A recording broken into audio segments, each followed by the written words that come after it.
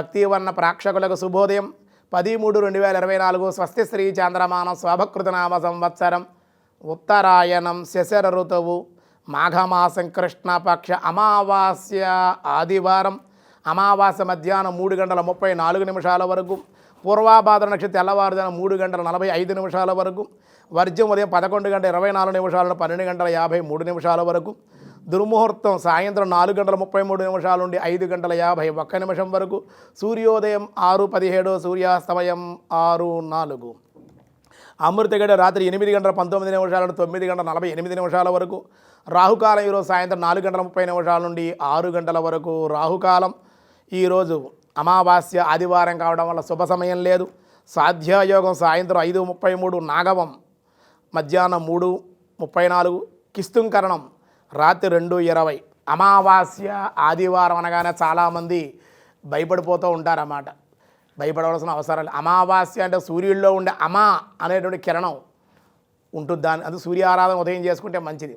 అలాగే ఈ అమావాస్య ఆదివారం అమ్మవారిని విశేషంగా మహాలక్ష్మి అమ్మవారిని దుర్గాదేవిని విశేషంగా ఆరాధిస్తే విశేషమైన శక్తి పాజిటివ్ సాత్వికంగా ఆరాధన చేయాలి. మనం ఏవో ఈ చేతబళ్ళు ప్రయోగాలు వామాచారంలో వెళ్ళకూడదు అన్నమాట. మన సదాచారమే మన హైందవ సాంప్రదాయం. భారతీయుల సదాచారం సాత్విక ఆరాధనే భగవంతుడు ఆధ్యాత్మికంగా భక్తి ప్రపత్తులతో ఆరాధించడమే మన సాంప్రదాయం.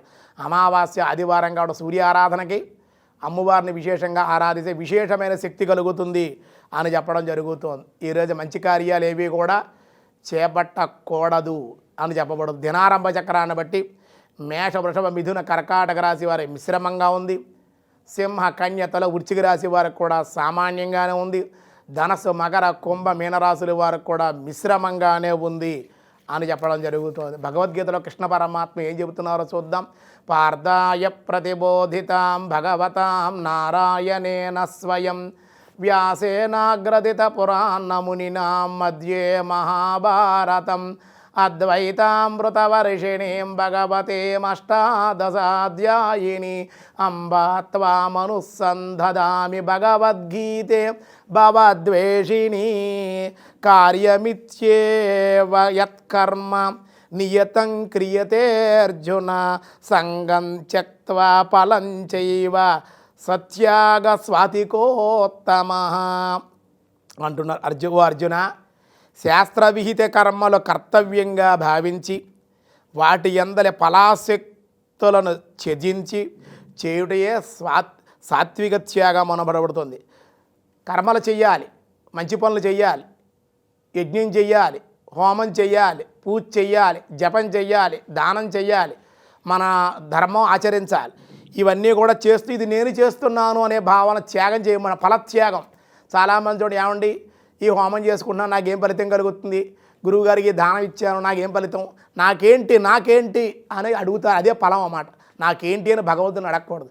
నీకు ఏ బాధ ఉంది ఆ బాధతో నువ్వు దానం చేస్తే భగవంతుడు నీకు అనుకోకుండా అంతకన్నా రెట్టింపిస్తాడన్నమాట.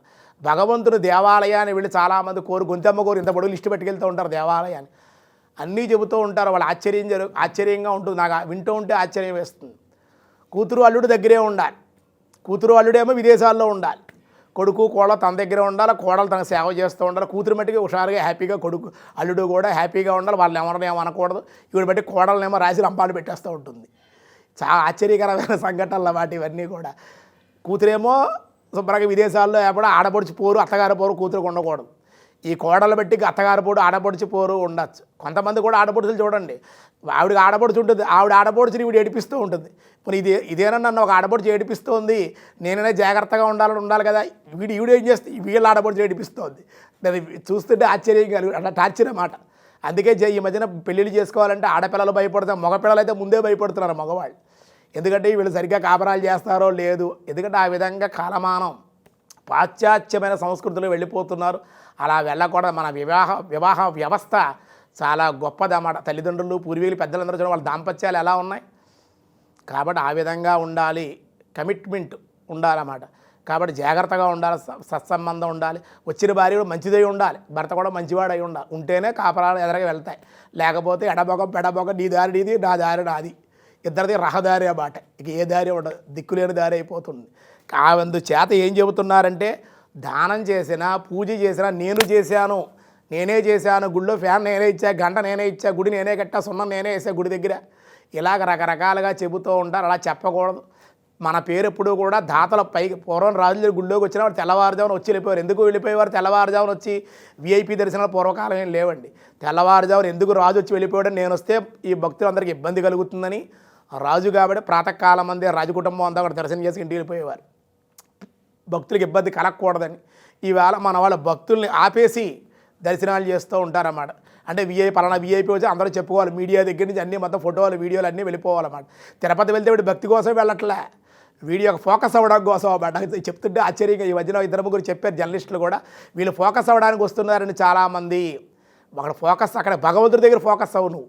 అదే మీడియా ద్వారా మనం ఫోకస్ అయిపోవాలి, అక్కడికి వెళ్తే మనం పేరు వచ్చేస్తుంది, మనకు మళ్ళీ గుర్తిస్తారు, మనకు ఏవో క్యారెక్టర్లు ఇస్తారు అనే భావన విడిచిపెట్టేయాలి ముందు. భక్తిగా వెళ్ళే వాళ్ళు చాలామంది ఉన్నారు, నేను చూశాను కూడా. కానీ ఒకళ్ళిద్దరు అలాంటి వాళ్ళు ఉన్నారని చెబుతూ వాళ్ళ గురించి చెప్పవలసి వస్తుందన్నమాట. కాబట్టి మన ఫోకస్ ఎప్పుడు భగవంతుడి మీద ఉండాలి. స్వామి గుర్తించాలి, స్వామి నన్ను అనుగ్రహించాలి అనే వెళ్ళాలి తప్ప నాకు వీడికి వెళ్తే ఏమొస్తుందా, నేను ఈ దానం చేస్తే ఏమొస్తుంది, గురువుగారికి ఇల్లు ఇచ్చాను, ఫ్లాట్ ఇచ్చాను, గోదానం చేశాను, బంగారం దానం చేసి, ఆ దానం చేసి, ఈ దానం చేశా, పేదవాళ్ళకి అది చేశాను, పేదవాళ్ళకి అది పెట్టాను, గుళ్ళో పూజ చేయించాను, నేను యజ్ఞం చేయించాను, హోమం చేయించాను, ఫలితాలు రాలేదు నాకు, హోమం చేస్తే నాకు అది అయిపోతుంది, ఇది అయిపోతుంది అనుకోండి, ఏది అయిపోతుంది.